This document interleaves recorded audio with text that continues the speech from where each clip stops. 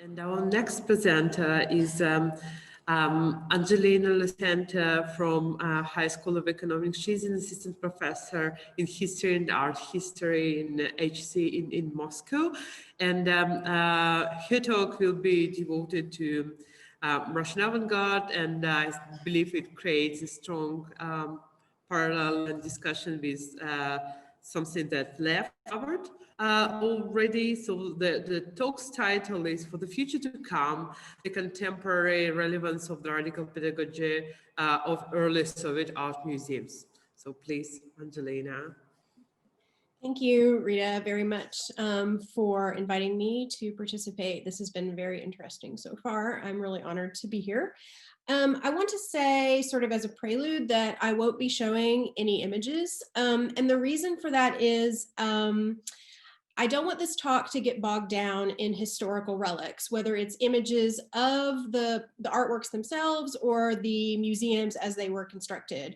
If the purpose of this conference is for us to be discussing the future of museums, and I believe, as I understand, part of the premise is to think creatively and critically as possible about that future, I think then it's best for me to leave the actual structures up to everyone's imagination, because I think while history is very important to this talk, what it actually looked like when it was realized, I think is less important for the future at the moment. Okay, so I want to start, I will be focusing actually exactly on this period that Liev referred to, this early avant-garde period, mostly from the late 19-teens. I'll talk a little bit about, with reference to, as I put it, ever tried, ever failed, a little bit about the 20s and 30s, but mostly about the teens.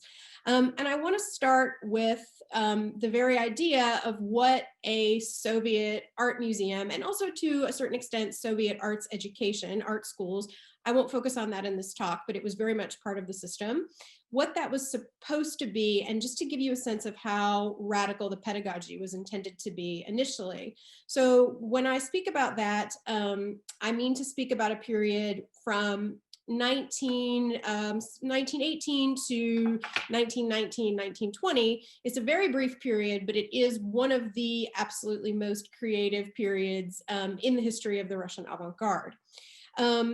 So in 1918, two modernist artists, and I actually will go ahead and call them futurists artists. Not every single early Russian avant-garde artist referred to himself or herself as a futurist, but for the sake of the extremely lively public debates about the future of socialist or proletarian or radical art, this particular platform of modernists was lumped together under the heading futurist. So we'll just stick with that for the purposes of historical relevance, but also simplicity.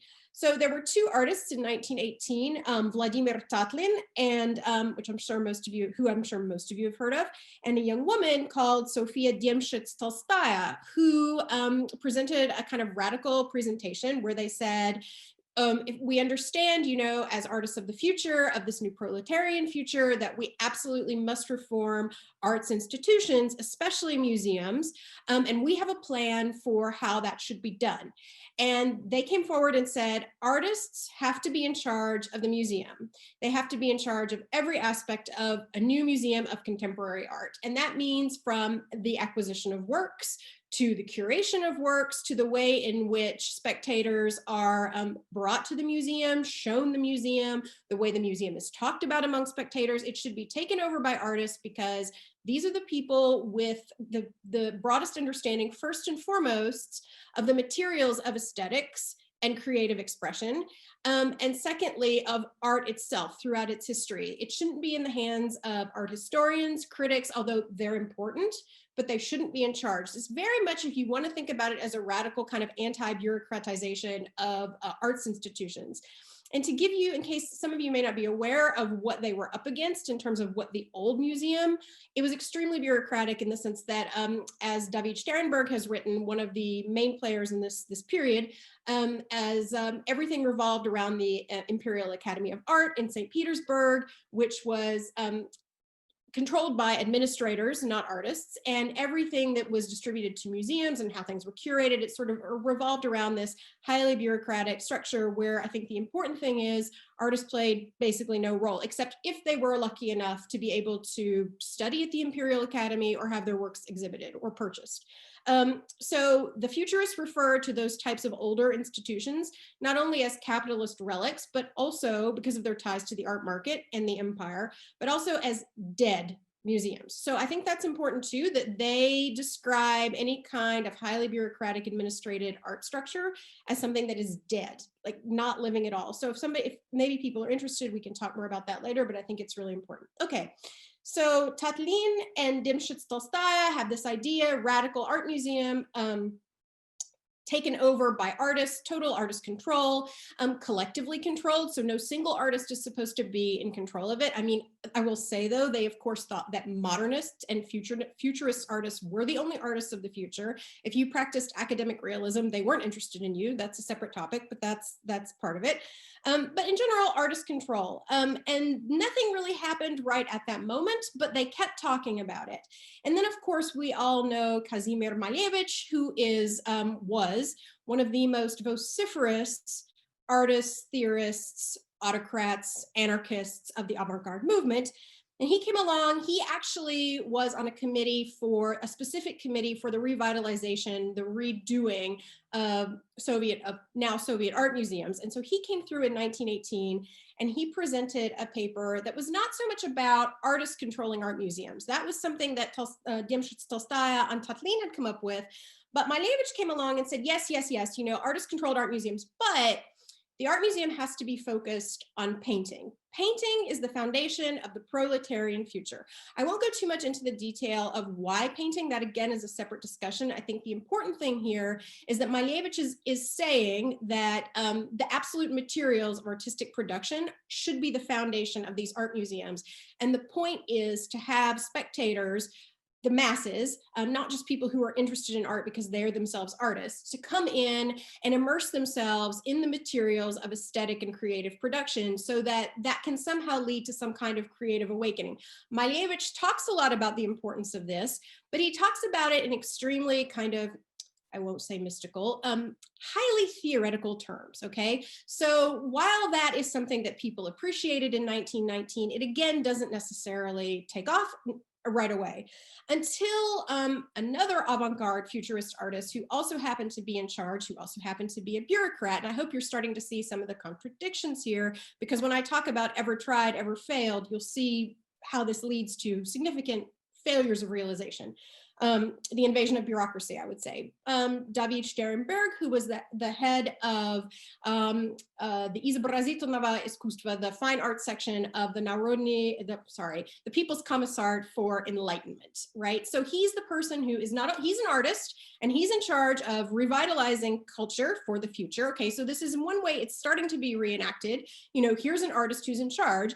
He also controls the purse strings as to who gets money and how it gets distributed and which institutions do get finances to revitalize themselves for the sake of the proletarian future, which artists do and which ones don't. So he's a massive proponent, he's a fan of Malevich and a big proponent of painting. And through his efforts and continuing sort of rallying by Malevich, Tatlin, and the other artists, they do set up what's called a Museum of Painterly Culture in 1919.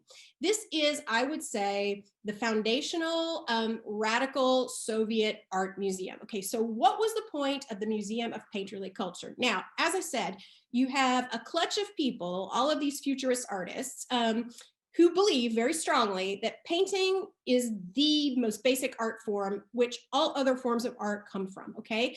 It will be the foundation of the future. And what they set up within this Museum of Painterly Culture is they literally break down painting into all of its component parts. Each room is devoted to a different aspect of the medium.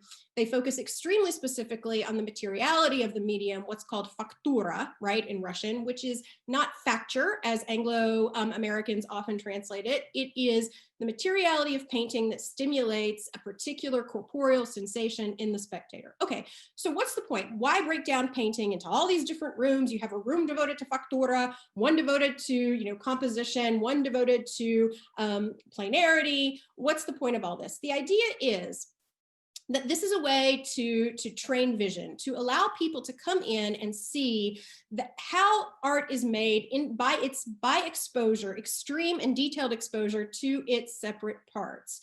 And the theoretical underpinning, which Sterenberg, being more practical than Malevich, outlines extremely carefully in two kind of periodicals, a newspaper called Art of the Commune, and then a magazine called Fine Art. All of this in 1919, saying that if spectators, people from the broader proletarian masses, can have face-to-face, material to material, meaning the material of the body facing the material of the painted object, can have that kind of exposure and can see how paintings are made and how they come together without actually being forced to simply look at one style, right? Or one group of paintings by one particular artist. This will stimulate specifically, and most importantly, I would argue, through factura, through the affective sensation, stimulate some kind of creative impulse within the spectator who may be illiterate, right? The literacy campaigns have not succeeded yet. They're in the works, but they've not succeeded. You're talking about a mass population that, you know, is still not able to read and write. Doesn't matter, because for these modernist artists, for Sterenberg in particular, the text is not the source of the revolution. It is this kind of thinking, training of the visual eye, which in turn affects corporeal sensation and cognition, and that will unleash a certain sense of creativity within the spectator, within the person, that they will then, and I think this is important to understand too, this is the politics. It's not a kind of Arendtian, well, if we look at these, you know, we take the time to contemplate these creative objects that are not products of work or labor, that have a use value or enter into a commodity chain.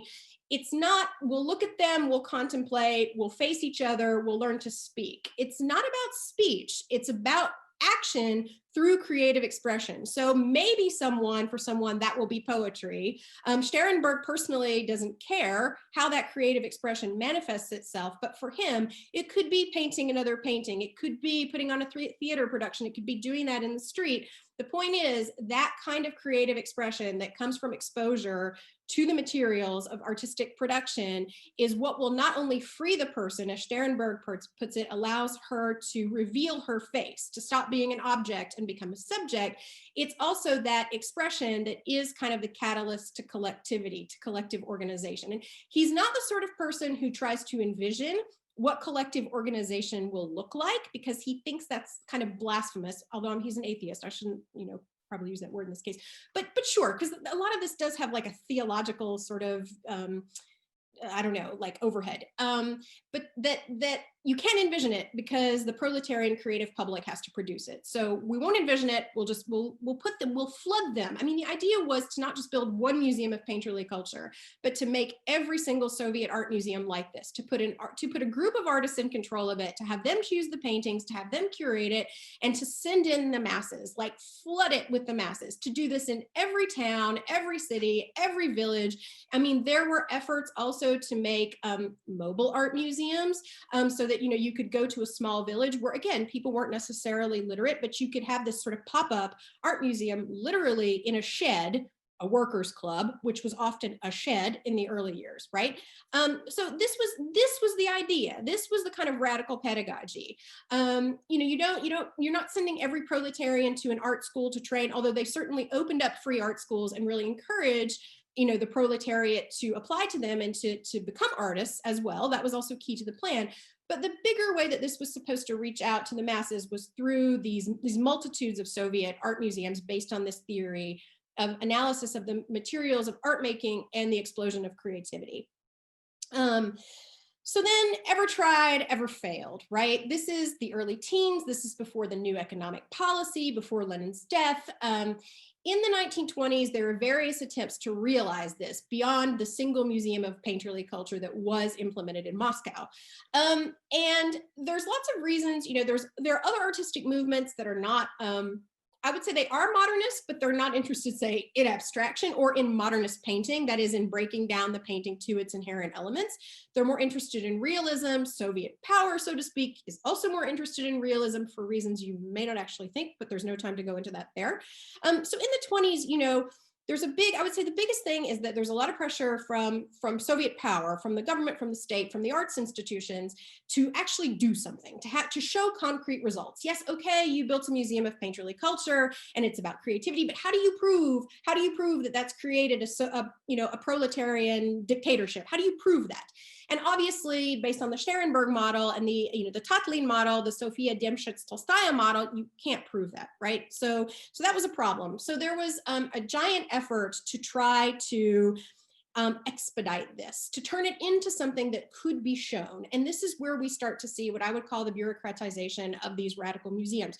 So you get guides, exkursovhody. Anybody who's been to a Russian museum today will know about this. Usually women who come in and they take you as a group and they walk you through the museum on a very, self-determined, predetermined path, and they explain things to you. And there's no real room for you to say, oh, wait, what about? No, it's, we will explain this to you. And while in the beginning, these excursions were much more radical. They were much more based on dialogue. Initially, that was the theory.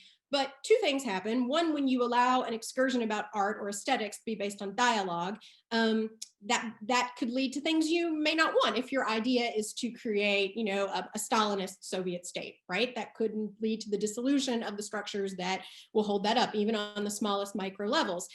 So in some senses, these guides, rather than becoming kind of instigators of dialogue, as maybe it had initially been planned, they become the police. So do the people, in Russian, they're called смотрительницы, the people who sit, the watchers who sit in the halls of the museum on chairs. And theoretically, if you have a question about something, you can come up to these people. They're super knowledgeable, but they're also there to kind of control how you look at a particular object, right? So that's something else. You see a plethora of written documents, right? So we'll just flood them with documents. We'll flood them with catalogs that tell you about the object, that tell you how you're supposed to look at it, and the wall text that tells you when it was made, what its history is, even if its history is much more complicated than what you see in that catalog.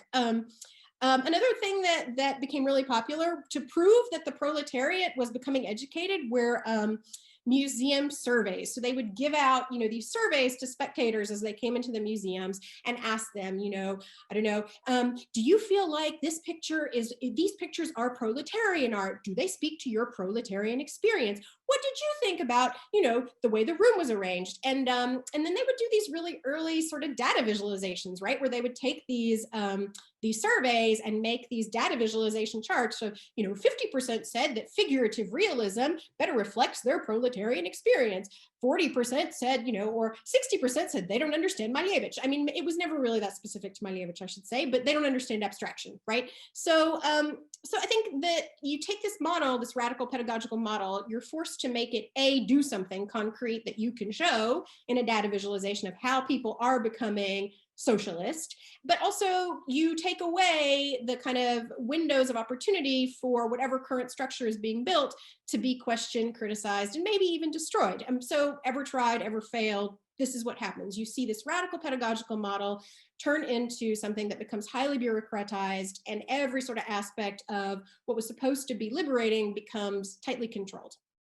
Of course, there were exceptions. Of course, it depends on the people administrating it. And I don't mean to say that this is a totalitarian thing, obviously, nor do I mean to say that at every period in Soviet history, it was always like this. I'm telling you, this is the model that you see in a lot of cases. Of course, everywhere there's a model can break down. So I think that's really important to keep in mind. So just to conclude, my conclusion would be fail better. And so if we stop talking about 1919, 1920, 1918, and talk about 2020, over 100 years later, I think these questions are still really pertinent, because here we are, we're a group of people, artists, academics, critics, curators, who are trying to understand, what's the future of the museum. I mean, so I think thinking about these really interesting radical methods of pedagogy are extremely relevant today, whether we're doing it within the walls of our museum or we're doing it through some kind of digital platform. But when I say that, I just want to say one thing, that for this group, the materiality of the museum itself, the objects, critically important because of the affect. And I think that's something that has to stay in all of these discussions about the future of museums, especially as so many people within state structures are so eagerly supporting the Zoomification of the universe, right? Like, why do we need to go anywhere? Why do we need to go to a museum? Why do we need to leave our house? We have Zoom, right? I think we have to be really careful about that and not forget the importance of materiality, which has always been a part of a discussion of radical pedagogy. The other thing for us, I think that's really critical if we look at ever tried, ever failed, are all these bureaucratic pitfalls. Because, you know, I mean, I'm not saying you do a data visualization, you're an evil bureaucrat. No, absolutely not. There are many radical ways. I mean, and Manoj has shown this to us, right? I just think it's also really important for us to always keep that in mind. For every radical step we're taking, we may also have something that could ruin it embedded in ourselves or in the tools we're using or how we're executing it, right? So I think I don't think we're ever going to get rid of, you know, that problem of things being embedded, the mistakes being embedded or the dangers being embedded. I just think that it behooves us to be as aware of it and as critical of it as possible. And I actually think that's about all I have to say. So thank you for your attention. Thank you so much, Angelina.